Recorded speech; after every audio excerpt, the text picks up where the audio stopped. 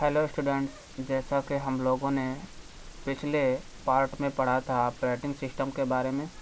Operating system क्या है, इसके बारे में इसके डिफिनेशन हम लोगों ने जानी थी, समझी थी, पढ़ी थी।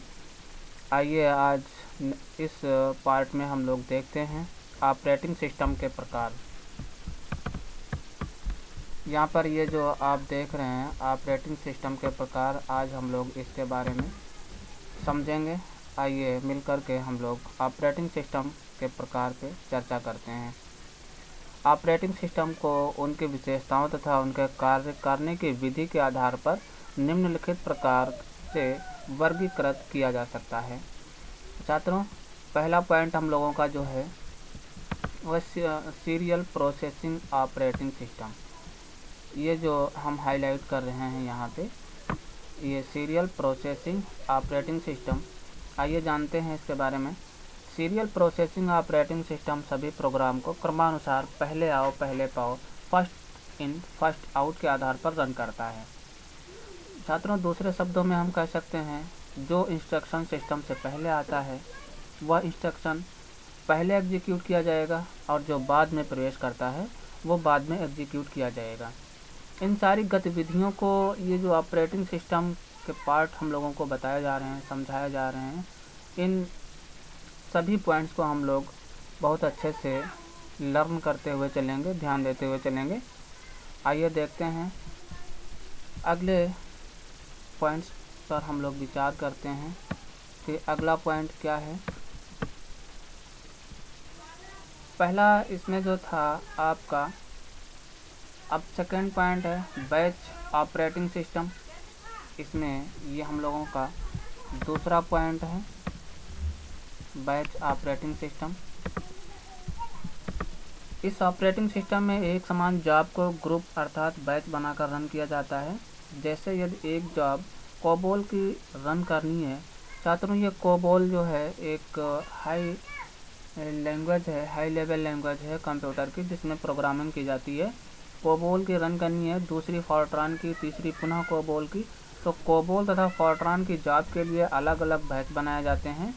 इससे पहले कोबोल का कंपाइलर लोड कर सभी कोबोल जॉब रन की जा सकती है, फिर फॉर्ट्रान की। इस प्रकार जॉब को बैच में बांटने से सेटअप टाइम में बचत होती है और इस ऑपरेटिंग सिस्टम में एक जॉब से दूसरी जॉब प्रारंभ करने के लिए ऑटोमेटिक जॉब सीक्वेंसिंग तकनीकी का प्रयोग किया जाता है।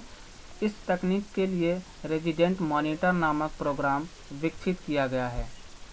छात्रों, जो सदैव मेमोरी में स्टोर रहकर ही रन करता है या रहकर ही रन रहता है। आइए अब बढ़ते हैं हम लोग अगले पॉइंट की तरफ। ये जो पॉइंट्स आप लोगों को दिखा रहे हैं, इनके लाभ हानि ये आप लोग अच्छे तरीके से लर्न करते हुए चलेंगे, पढ़ते हुए चलेंगे। अब नेक्स्ट पॉइंट हम लोगों का आता है मल्टी प्रोग्रामिंग या मल्टी यूजर ऑपरेटिंग सिस्टम। छात्रों, इसके अंतर्गत सीपीयू एक साथ में एक से अधिक प्रोग्राम रन कर सकता है। सामान्यतः एक यूजर एक ही समय में सीपीयू और इनपुट/आउटपुट डिवाइसेस को व्यस्त नहीं रख सकता है। मल्टी प्रोग्रामिंग ऑपरेटिंग सिस्टम में एक से अधिक यूजर एक सीपीयू पर अपने प्रोग्राम रन कर सकते हैं। कुछ यूजर सीपीयू, कुछ प्रिंटर, कुछ इनपुट डिवाइसेस को व्यस्त रख सकते हैं। अतः मल्टी प्रोग्रामिंग ऑपरेटिंग सिस्टम द्वारा सीपीयू एवं इनपुट/आउटपुट डिवाइसेस का पूर्ण उपयोग संभव होता है।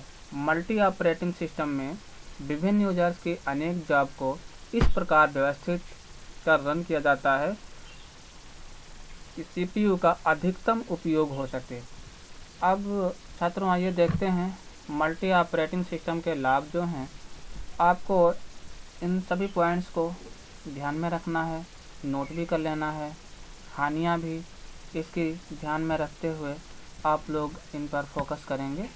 अब हम लोग बढ़ते हैं नेक्स्ट पॉइंट की तरफ, टाइम शेयरिंग ऑपरेटिंग सिस्टम।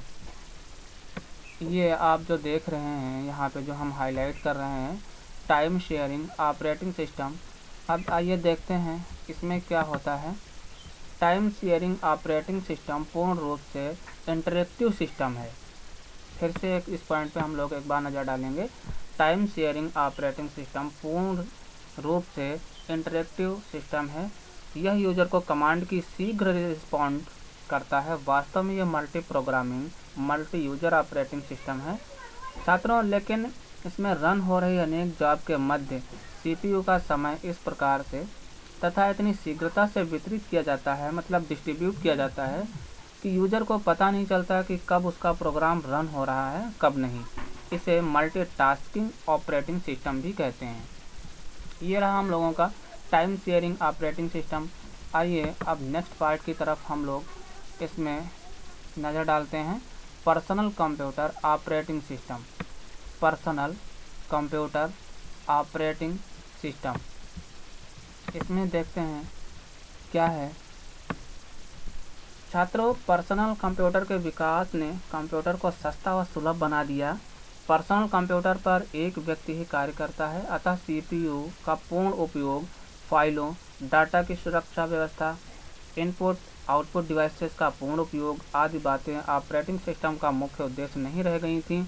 इन बातों के स्थान पर यूजर की सुविधा तथा रिस्पांस टाइम अर्थात न्यूनतम turn around time operating system का मुख्य उद्देश्य बन गई। ऐसे उद्देश्यों को लेकर पीसी के MS-DOS ऑपरेटिंग सिस्टम बनाया गया था। ये सिंगल यूजर ऑपरेटिंग सिस्टम था। इसमें मल्टीटास्किंग, फाइल सुरक्षा, प्रबंधन जैसे गुण नहीं थे। MS-DOS के साथ ही एप्पल मैकिन्टॉश ऐसा ही सॉफ्टवेयर था। बाद में पर्सनल कंप्यूटर के लिए अनेक ऑपरेटिंग सिस्टम बने, जैसे MS विंडोज़, विंडोज़ NT, और नेक्स्ट हम लोगों का है ऑपरेटिंग सिस्टम 2 यूनिक्स विकसित किए गए। अब हम लोग नज़र डालते हैं नेक्स्ट पार्ट की तरफ। Multi threading operating system. Multi threading operating system, आइए देखते हैं मल्टी थ्रेडिंग ऑपरेटिंग सिस्टम क्या है।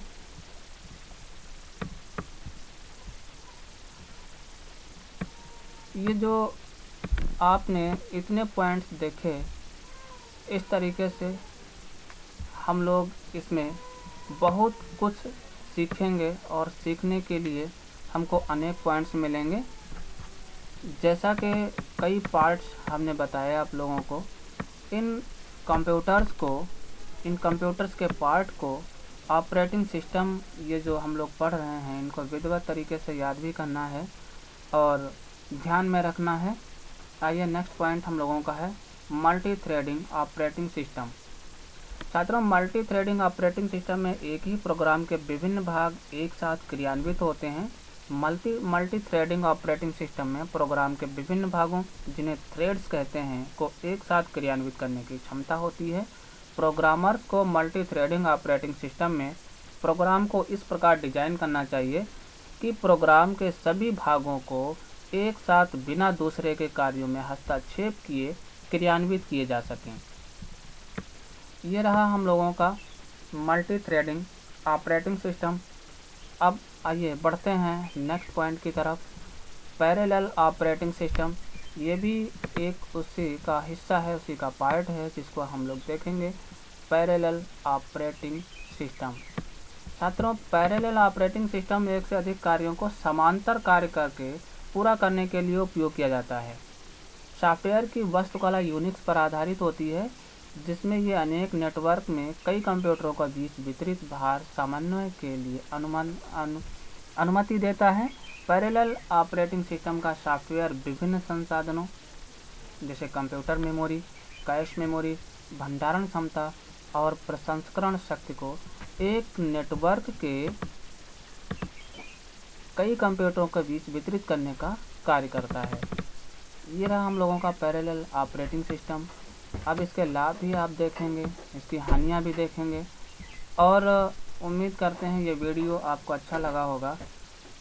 इसके इतने पॉइंट्स आप लोगों को मिले, इनको ध्यान से पढ़िएगा, ध्यान से देखिए, और इनको कॉपी पे नोट भी करना है, और इनको आप विधिवत याद करते हुए चलेंगे। तब तक के लिए इस पार्ट में इतना ही। मिलते हैं नेक्स्ट वीडियो में। तब तक आप ध्यान से पढ़िए और इनको याद भी करिए और कॉपी पे नोट्स भी कर लीजिए। धन्यवाद।